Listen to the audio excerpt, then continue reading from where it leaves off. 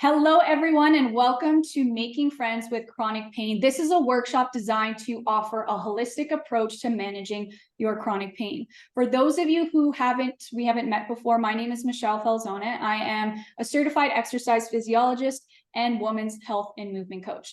I own and run a coaching practice completely online for women called Pivot Your Wellness, and I also work with a handful of men. Today, you will learn common chronic pain myths, which you are going to help me debunk today. We're going to learn potential causes of your chronic pain, and then those practical, tangible, science-backed strategies to help you manage better. A little bit about the speaker. So I started playing soccer when I was 10 years old, ended up playing for a club team, and a few years into it, I tore my ACL. And then after about 7 years, I decided to have knee surgery, went back to sports, ended up getting a second knee surgery. So this is actually a picture from my second one.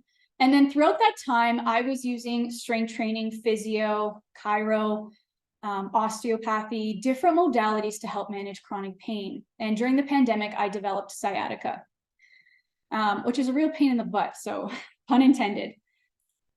And then after being in the healthcare field for about 10 years, and then over the last 2 to 3 years, I've really devoted my life's work to helping women become stronger, pain-free, and more confident. And how I do that is I teach them how to strength train and also to develop these lifestyle habits that can help manage pain, help them feel confident, and help them feel like they're in control of their health in the long term.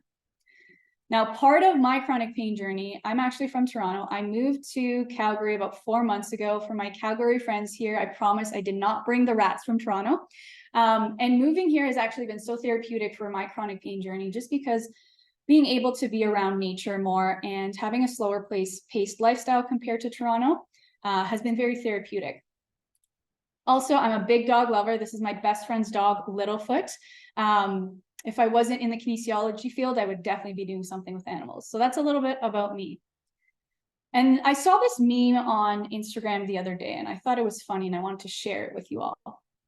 It's about chronic pain. So yes, hello, I'd like to refund my body. It's kind of defective and really expensive. Anyone with a chronic illness or chronic pain. And I'm saying this because I've had many moments in my journey where I was just fed up with my body, that my body just felt like the enemy and it was working against me. And I was just in that why me cycle, hoping that someone would come save me. And what the reality of it is that pain is actually a public health issue. It's not only expensive for the healthcare system, it's expensive for the individual in terms of cost, money, time, mental capacity, and then missing out on things in life. And to some degree, it is preventable. And if it's not preventable, it is definitely manageable. So I want to hear from you. What comes to mind when you hear the word chronic pain?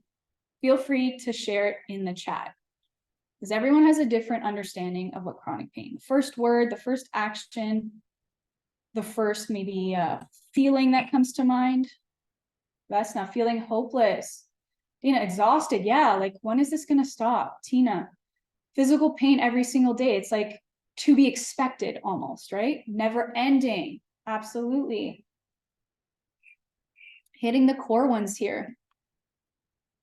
Inflammation. Yep, we're going to talk a lot about that today, Brad. So thanks for bringing that up.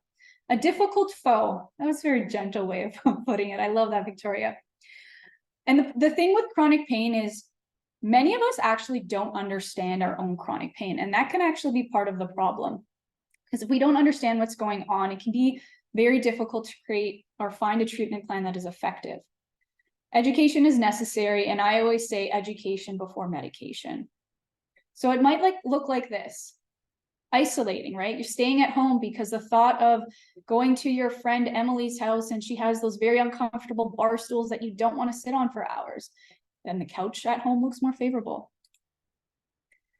It might look bedbound, right? If you have severe abdominal pain, maybe from a flare of IBS or endometriosis or PCOS that really keeps you in bed. It might be quite localized, right? To a specific joint. The thought of you going down the stairs just makes you shriek because you're worried if the knee is going to hold up. Maybe it's resulting in changes in your body shape. Maybe you have arthritis or chronic hip pain, and the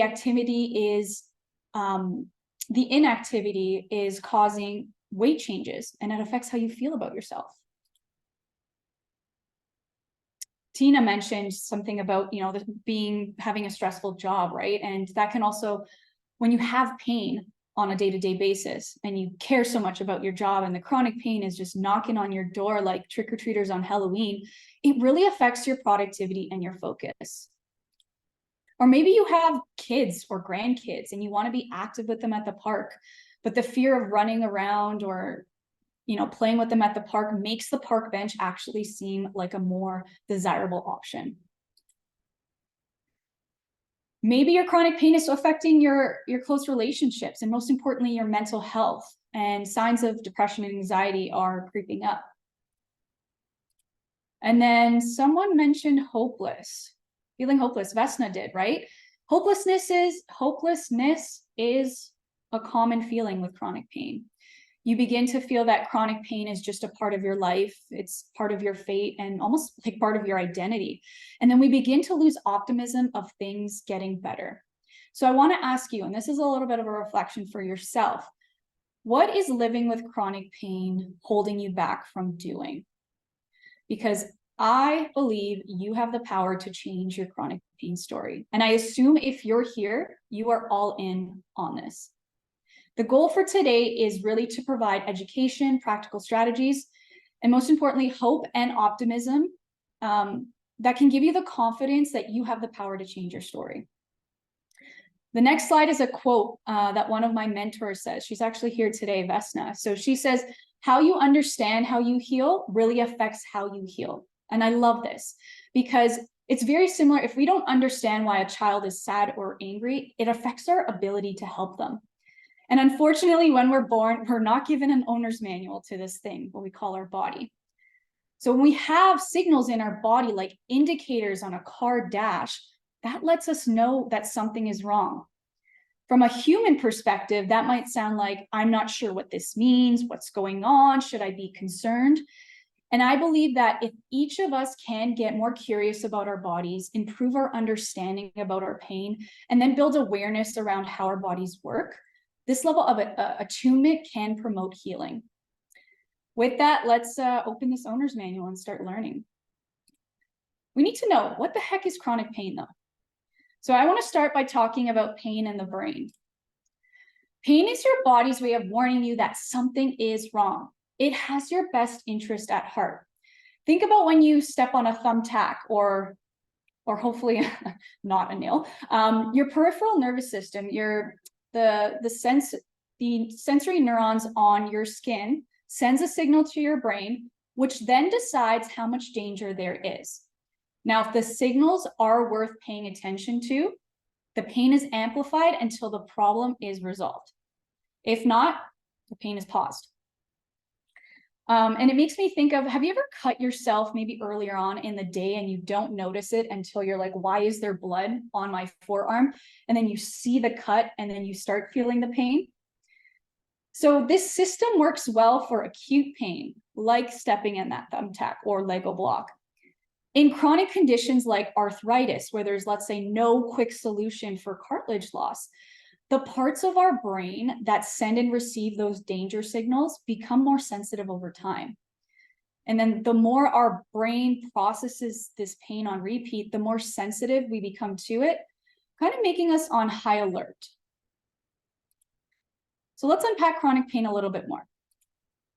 Pain that lasts more than 3 months, it can be there all the time, it can pay a visit, or it can hit the road. It can happen anywhere in your body, shoulders, heads, knees, and toes, okay? Now, how is this different from chronic illness? Chronic illness is a long-term health condition that may not have a cure. I'm not gonna say the entire list, but this is a handful of chronic illnesses that actually part of the symptoms is pain, right? So for instance, endometriosis, or maybe arthritis, fibromyalgia. They all have that component of managing pain. Let's dive deeper a little bit more into the causes. So we talked about chronic illness. And then we talk about muscles, bones, and joints. This can be related to chronic illness or injuries like a back strain, chronic illness like arthritis. Then we look at nerves in the nervous system. So this can be pressure or damage on the nerves. So damage from diabetes or pressure from sciatica. And then we have organs here. I put the reproductive organs for biological females, and then also the digestive system. So this can be due to injury, infection, hormonal imbalances. These can be things like IBS or endometriosis. Now, sometimes chronic pain has that obvious cause, and sometimes it doesn't. And when we look at the non-obvious causes of chronic pain, it can also be related to those psychological factors like stress, anxiety, and depression. When we look at mental health, it can be due to low levels of endorphins in the blood. And endorphins are those natural chemicals that promote those positive feelings. And it's also very possible that several causes of chronic pain might overlap.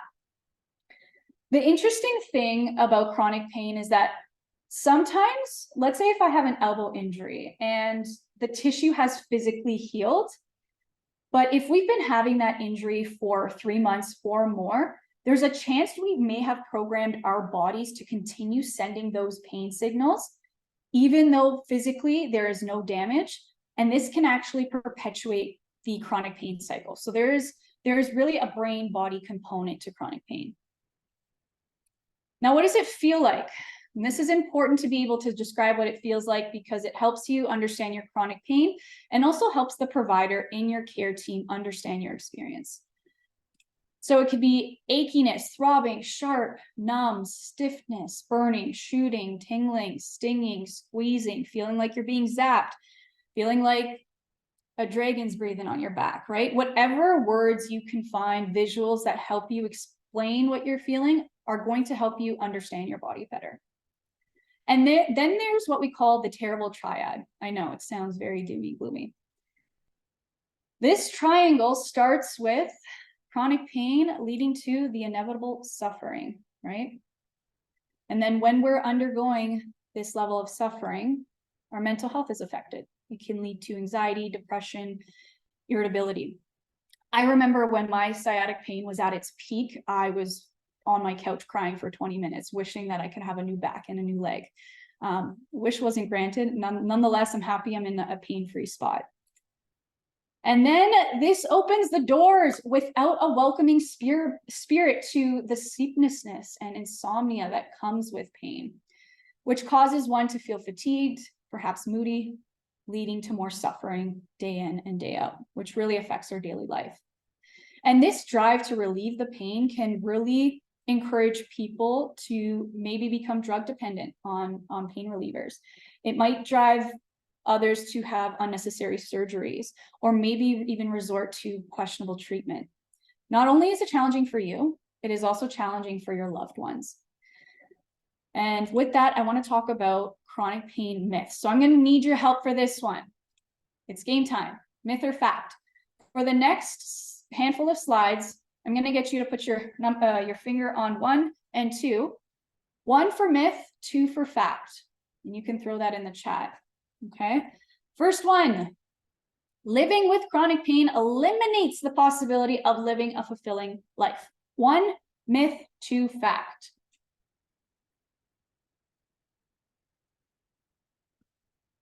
All right. A lot of 1s, 1, 2 there. This is a myth, right? So while chronic pain can significantly impact our daily life, it does not mean you are destined to spend life in isolation or without joy. Now, of course, modifications are probably necessary and helpful, and an individual can continue to live a life that is aligned with their values and that is also fulfilling. Remember, next one, if you cannot find the exact cause of your pain, then it must be in your head. 1 myth, 2 fact.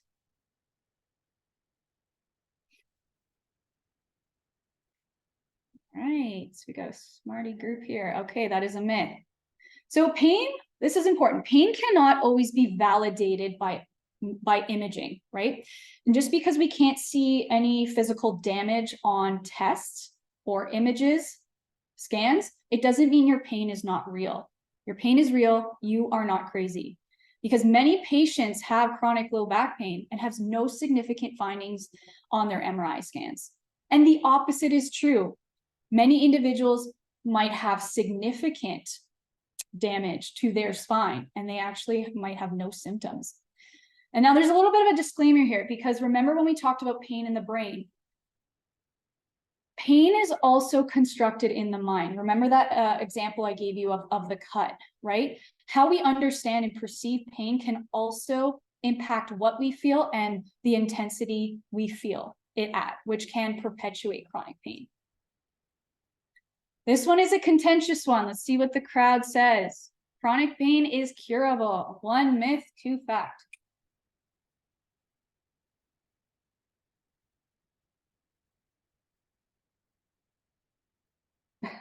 Tina did a little switch up with her answer there. Not sure. I appreciate that, Victoria. And to be honest, I was unsure as well in my chronic pain journey. Let's see what the verdict is. And it's much more nuanced, okay? So I'm going to say fact, because it may be possible to diminish or even eliminate chronic pain with persistence and also teamwork from multiple players in your care team. I also believe in managing expectations, right? If you've had chronic pain for years, sometimes decades, we cannot expect to completely eliminate in months, or it might even take years to completely eliminate. You might not be completely cured. You may be able to better manage. And this is something my mentor told me last week. Remember, your body knows what it looks, what it feels like to live without chronic pain. So it still has that memory of what it means to be pain-free. And the body is that self-healing mechanism. We've always had these healing mechanisms in place. It's only when these mechanisms become obstructed where the body may be lacking the optimal environment to heal. Okay. Oh, this one's one of my favorites. Chronic pain is an inevitable part of aging. 1 myth, 2 fact. Rolling in the ones here. All right, yes, you're correct. I mean, I've been managing chronic pain since I was 16, and I'm sure we all know at least that one person in our life who's in their 60s and 70s that is pain-free. And by maintaining our health and vitality, we should not expect to wake up every day with chronic pain. So chronic pain is not inevitable. And this is important because thinking that chronic pain is an inevitable part of aging can actually be a self-fulfilling prophecy in your chronic pain journey. Almost there, folks. The best treatment for chronic pain is bed rest. Vegging out in your toasty bed. 1 myth, 2 fact.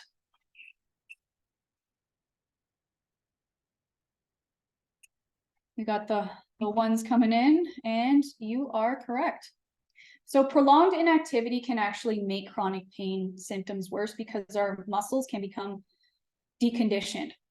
Now, it's important, especially let's say with conditions like arthritis, to find that happy balance of what is going to be not overdoing it and what is going to feel good.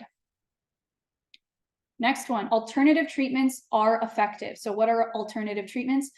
I'm talking about things like massage, acupuncture, maybe herbalism. Number 1 myth, 2 fact.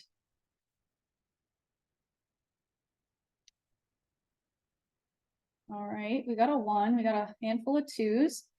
So the people who said 2, oh, Glenna and Gerald said 2. Yes, 2 it is fact, right? So those alternative treatments in conjunction with, let's say, the more typical conventional Western type of treatments can be very helpful. I also want to mention when it comes to alternative treatments, it can be a very passive approach. It definitely helps to have an active approach. And as a kinesiology provider, I will always promote movement as medicine. All right, we got a couple more. If a person has real pain, real physical pain, then psychological treatment is not needed.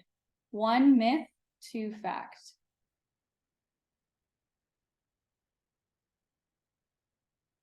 All right. Yep, this is a myth. Good stuff, guys. So people with chronic pain often face many mental health challenges, and mental health support can actually add a tool to the chronic pain management toolkit to help you become a self-manager. Okay, this one is contentious. Next one, ready for this? Weight gain can increase chronic pain. 1 myth, 2 fact.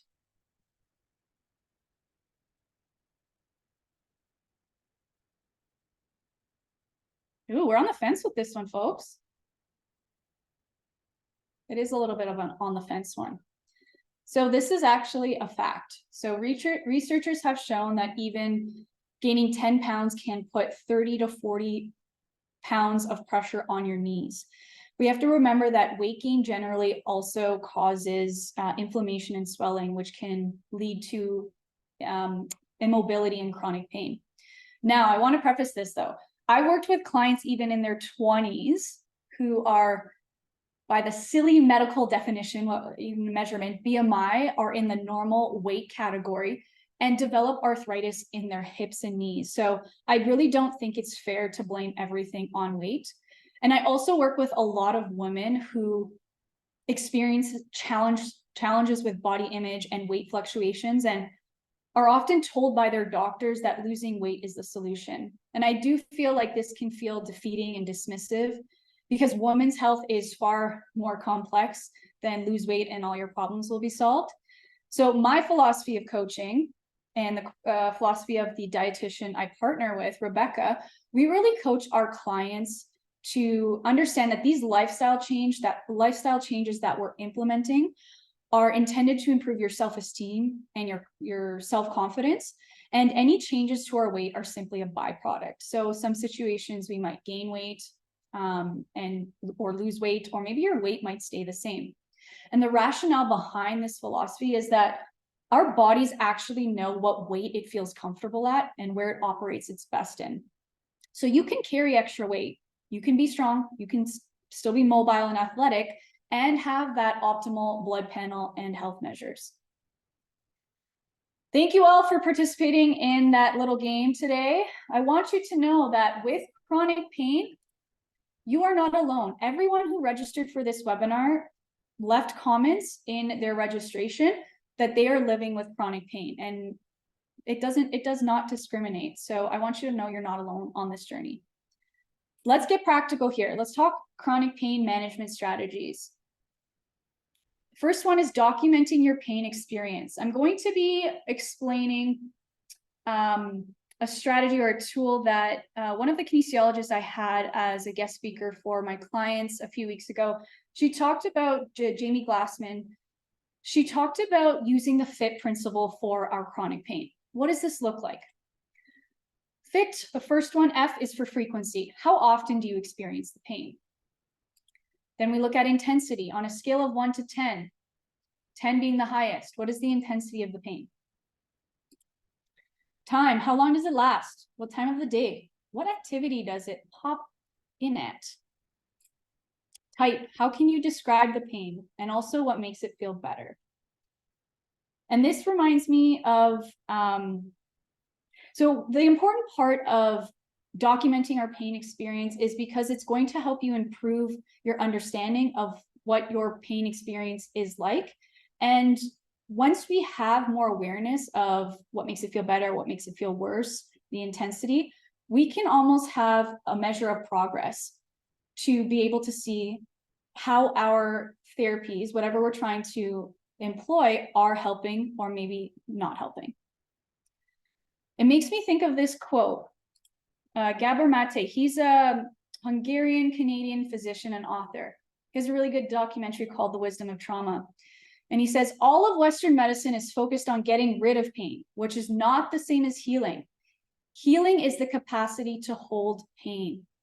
And this is why I believe in taking a holistic approach of using various healthcare providers for my clients to be able to understand how, as your care team, are we increasing your capacity to be more resilient and adaptable while you experience pain, and hopefully better manage it.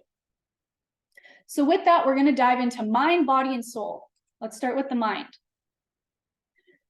The first place I like to start is understanding your beliefs about chronic pain.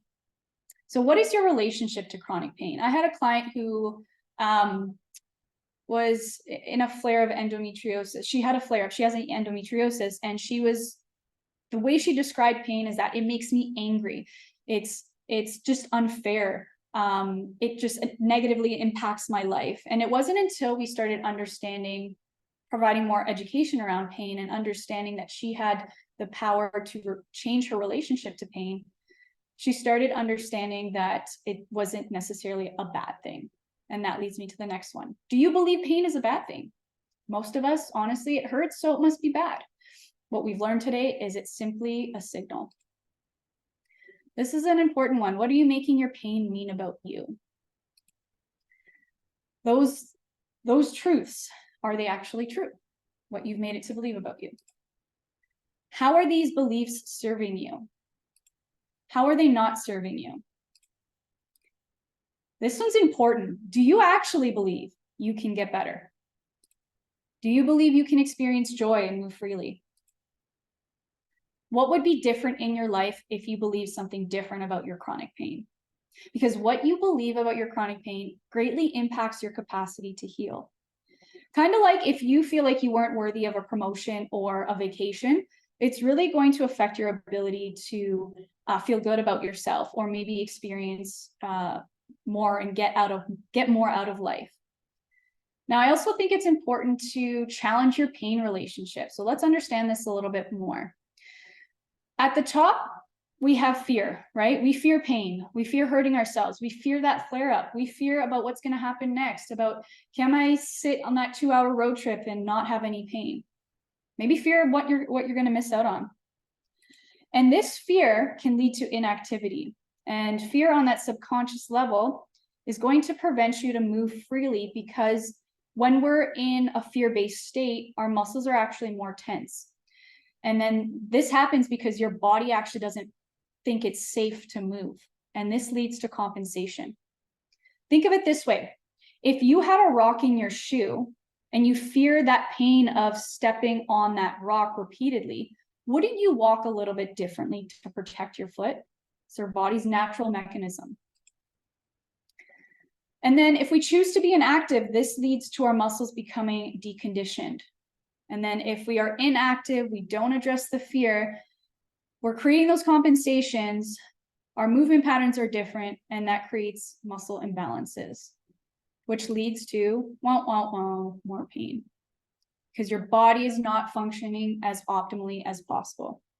And then, not to mention, fear outside of activity or inactivity causes the stress, causes the worry. So you can only imagine what this cycle can look like if we're not addressing fear at the top. And this actually happened to me after my knee surgery. My first knee surgery, I would say, a little bit in the second one too. I feared jumping off curbs and running, because I was worried about putting more weight on my left leg. So what did I do? My body's like, hey, right side, help out here. And then what happened is I developed Morton's neuroma, which is a compressed nerve in between the balls of the bones of your feet. And it feels like you constantly just have a pin in your shoe. We have to also remember, if we're constantly thinking about pain, it can actually amplify it, the pain experience. So how do we move through this?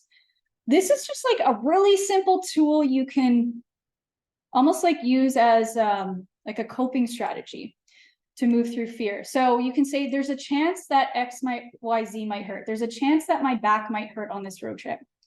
There's also a chance that it won't. Either way, I'm going to be okay. We are trying to put an end to predicting our pain, and to become more open-minded, and to re-educate our bodies and our nervous systems how to be safe. And the goal here is to really detach ourselves from the outcome, calm our nervous system, lean into that fear, and ensuring that that thought has less power over our mind and our body. When we're talking about the mind, it's also important to manage stress, right? It creates tension in the body. It increases the cortisol hormone, which is the stress hormone, which can cause inflammation. And I want to hear from you. What are current strategies you use to manage stress? You can share it in the chat.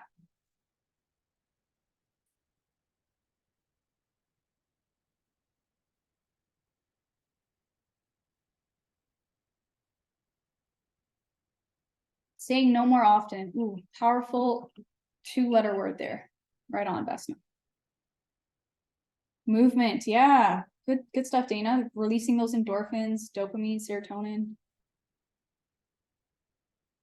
Journal, meditate, yoga, paint, socialize with the capacity you can. You've got a lot of tools in your toolkit. That's awesome, Victoria. Rebecca, meditation, mindfulness. I love that. We're going to talk about that. Michelle does walking yoga. Victoria, nature, go outside. A lot of whining, Dana. That can be slightly therapeutic. Just to get it off our chest, right? Just to feel heard. That's what we want. Tina, deep breathing, chanting. Yes, humming. Grounding, bare feet outside. Ooh, I love that you said that. We're going to talk about feet. I'm so glad you said that. Music, Reiki, beautiful.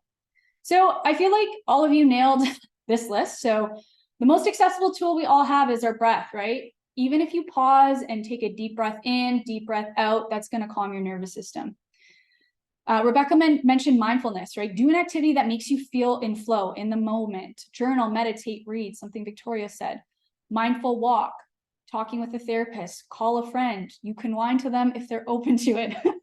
Dancing, singing, baking, creating. Limiting exposure to media, that means social media and news, playing with kids or grandkids. There's so many strategies you can use. It doesn't mean it needs to be this grandiose thing. What is the easiest, most accessible tool to you? Okay, the next one is a little bit of a heavier topic, and this revolves around processing unresolved trauma. So CAMH, Center of Addiction and Mental Health, defines trauma as the lasting emotional response that often results from living through a distressing event. So this could be car accidents, sexual assault, the death of a loved one, a bodily accident, living through a natural disaster, a war, being bullied, neglected, abused. And for the woman I work with, there's often emotional repression present because we are conditioned to be soft, to be gentle, hiding our anger, very much like how men are conditioned to not cry, feel sadness, man up, feel tough. And with the complex trauma that can be as a result of a part of their story, what happens is our nervous system is in that heightened state. And the body tends to hold tension in our jaw, our pelvic floor, our diaphragm, which is our breathing muscle, and our deep hip flexors, which can lead to chronic pain. So no matter how much we try and to forget the past distressing events, our body has a way of keeping score. So how do we move through it? Somatic movement is something that has been a part of my life over the last 6 months. It really helps you gain that internal awareness of where your body's holding tension. You release it through breath, through rhythmic movement, which allows the body systems to find more harmony. Energy healing, acupuncture, right? So energy healing can be Reiki, acupuncture is a type of traditional Chinese medicine, all ways to help release tension in the body. Osteopathy, a manual therapy that allows the body, where the manual practitioner provides suggestions to your body, understands it on a holistic level, and really allows the body to lead in the healing journey. Talk therapy, so counseling, psychotherapy. Allow yourself to feel the emotions, right? I'm sure we can all relate to this analogy. We're all adults here. Let's say a fart is an emotion. Imagine if we held on to that fart for months, for years, how uncomfortable that would be for our body. We've all done it for short periods. Emotions are the same, right? And processing them is therapeutic. And when we give those emotions space to be processed, we give them permission to for it to hold less power. And this is why we usually feel good after a good cry. Because the reality of it, all emotions are valid. They're part of the human experience. Neither are good or bad. And when we suppress these feelings, it can increase anxiety. It can upregulate the nervous system, which puts the body in the stress state, which can manifest into physical pain. Speaking of body, let's talk body. Now, let's move our bodies before we talk about them. So you can do the seated, standing, whatever feels good. Wherever you are, you're just going to bring softness to your body. Take a deep breath in. If it feels safe for you, you can close your eyes. That helps you connect more to your body. Release the jaw. Unfurl those eyebrows. Take a deep breath in. Exhale, allow those shoulders down to fall down into your pockets. Next inhale, you're going to raise your shoulder blades up, shrugging your shoulders. Exhale, bring your shoulders down. Inhale up. Have an audible exhale if that feels good. Nice sigh. Last one here. Good. Shake it out however your body feels fit. I hope that brought some more ease to your mind and your body, because we're going to talk about optimizing movement. So how do we optimize movement? Number one, find movement that you genuinely enjoy. It could be dance. I'm going to promote strength training because it really helps improve the connection from your brain to your muscles, helps us work through those imbalances. And what I would recommend is have your movement assessed by a chiro, a physio, or a kinesiologist to really understand how we can move your body better, create more strength, more stability, and maybe more mobility if that's what your body needs. Because you might think your knee pain is coming from your knee, but it could be coming from your ankle or your hip. Maybe it's more accessible movement like biking, swimming, or yoga. We talked about somatic movement. Find ways that make movement accessible to you. Level up your nutrition. So consume more anti-inflammatory foods, what we see on the right here. Consume less pro-inflammatory foods, foods that promote inflammation. I had a client that removed gluten from her diet, and that significantly helped her chronic pain. Make water your first beverage of choice, right? Really helps the lymphatic system and just helps us refrain from drinking maybe high sugar, caffeinated beverages and alcohol, right? Caffeine's a stimulant. It's going to upregulate your nervous system. Alcohol is a depressant. It's going to downregulate, but it's going to dysregulate overall. Those two beverages. Decrease screen time. So setting app limits on your phone. I spoke to a friend last week and he was telling me about this app called Opal, which can completely, block access from your apps, create these barriers to resistance for you to access them. We also have that feature on our phones. Something that one of my clients started doing that inspired me is having a no screen day. So no screen Saturdays are my days. Create those physical boundaries with screens, right? Are you working in your living room? Are you watching TV in your bedroom? And pursue other activities you enjoy. And you'll notice when you reduce your screen time, you're like, wow, there's so much time in the day, which is very uplifting. We're going to talk a little bit more about screens here as we improve our sleep hygiene. So what happens when we expose ourselves to screens? It emits blue light. The blue light can increase cortisol levels because it's telling your brain to stay awake.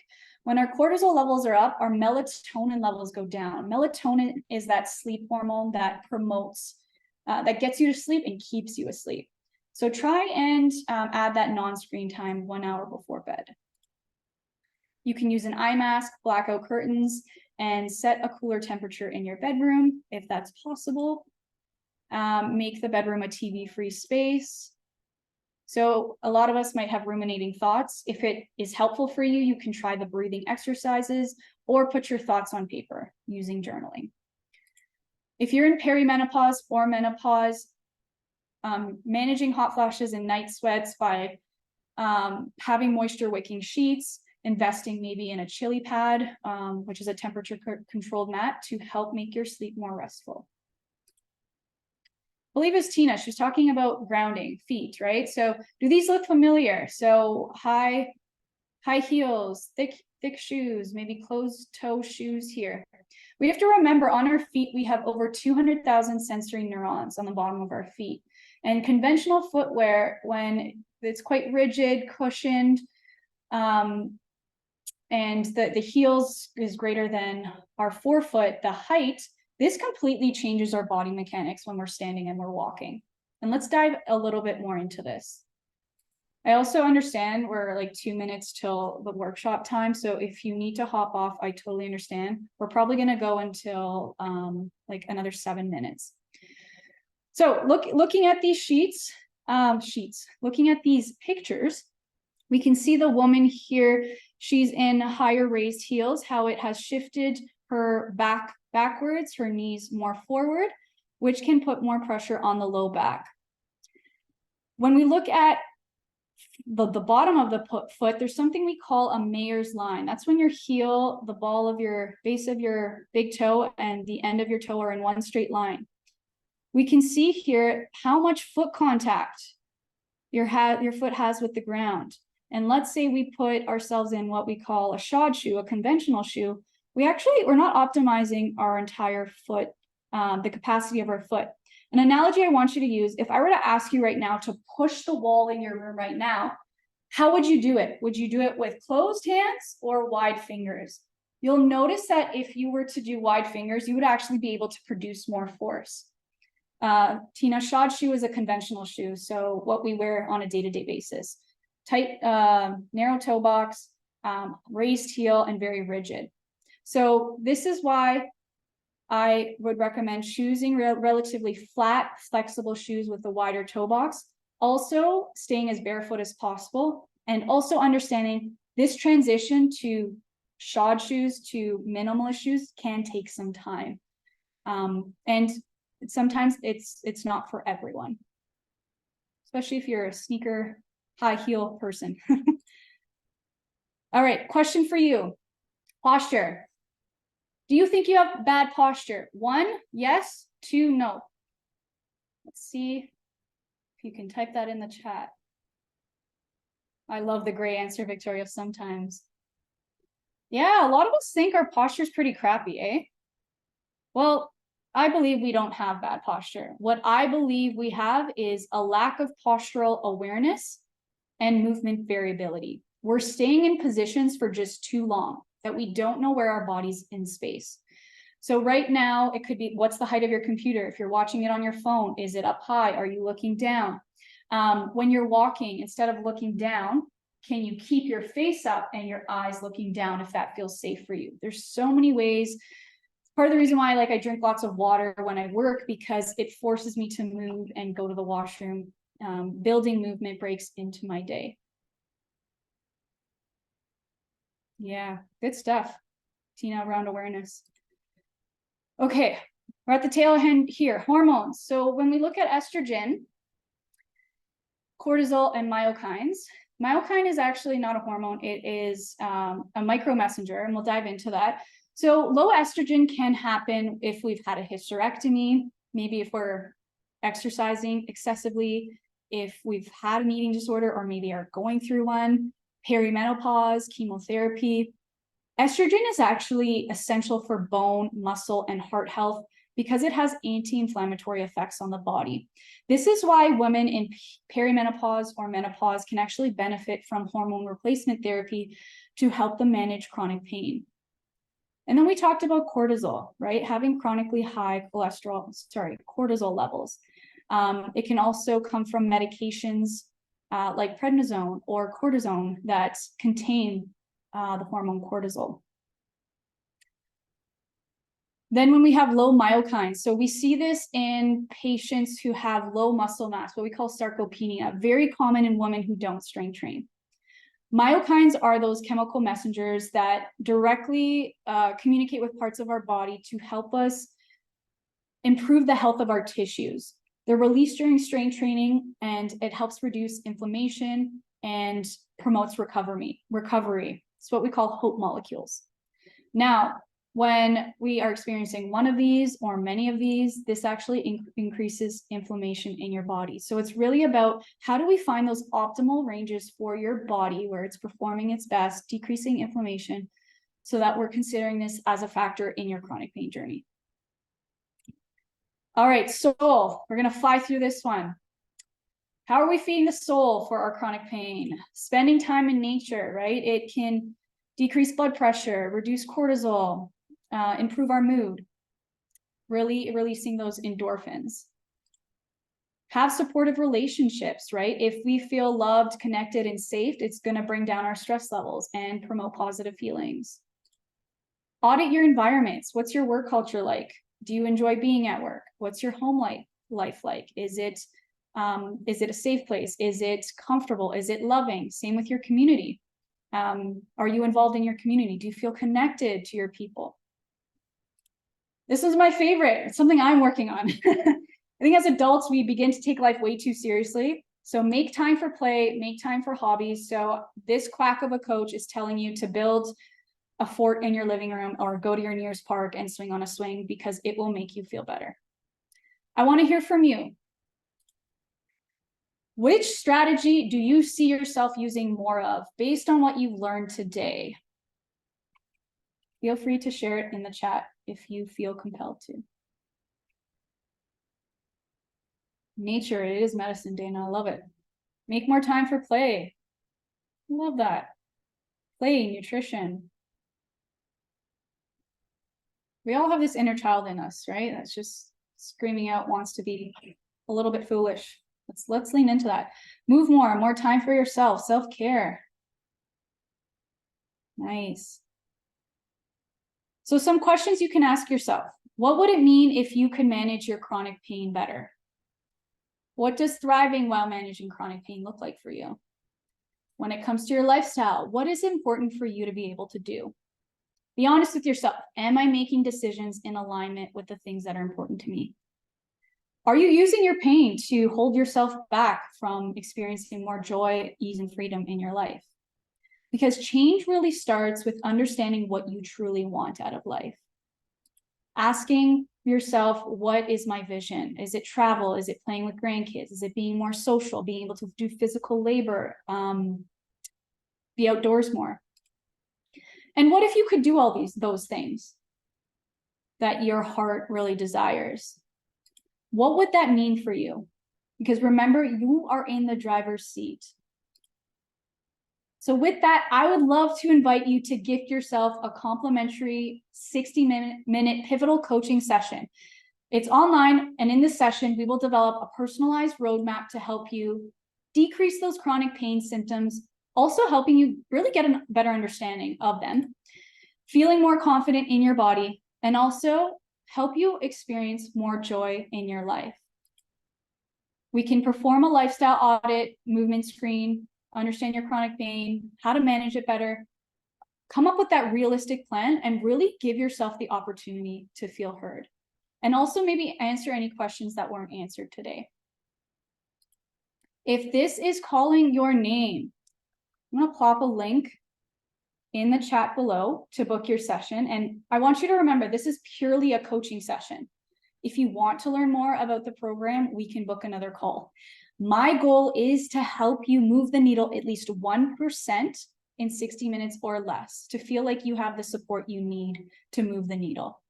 So thank you for carving out time to be here. I love leaving people with resources. Dana, highly recommend. Thanks, Dana. I appreciate that. Resources for today. Dana has been putting the work in. There's a book that is absolutely, if you're a reader, The Body Keeps the Score. It's going to just completely change the way you see the body. And this podcast, if you're in cars or cooking, very interesting podcast. Like Mind, Like Body. It's from Curable, and Curable is a program for chronic pain recovery. I personally don't have any experience with it. I do have colleagues that have done it, and they speak very highly of it. And with that, if you're cool with staying connected, we can chat on LinkedIn, email, Instagram. I really want to thank you for your time, your energy, for showing up for yourself, and hopefully learning something new. And I really hope this workshop has awakened you to understand your chronic pain experience more deeply and has empowered you with strategies you can use today. And if there's anything you leave with today, I really want you to know that you are the only person that truly has all the information about your body that can offer you the opportunity for long-term healing. And once you accept that you are the CEO of your healing journey, this is when the fun begins. So remember, you own your pain. You can connect the dots, and I'm here if you need help doing that. And you have the power to heal yourself. So thank you for showing up. If you want to connect, I'm a message away. If you want to take advantage of that session, it's there for the taking. Thank you, Dana. Thank you, Michelle. Victoria, I'm pumped to chat with you. Thanks for booking. Have a great holiday. You too. Holiday season. Yes, 'tis the season. Only a month away till Christmas. Thank you, Tina. Thank you, Gerald. Thank you, Glenna. Kay, thanks for joining. Brad, I appreciate you being here. Hope you found this helpful. Vesna, appreciate you. All right. Be well out there, everyone. Hope to hear from you soon.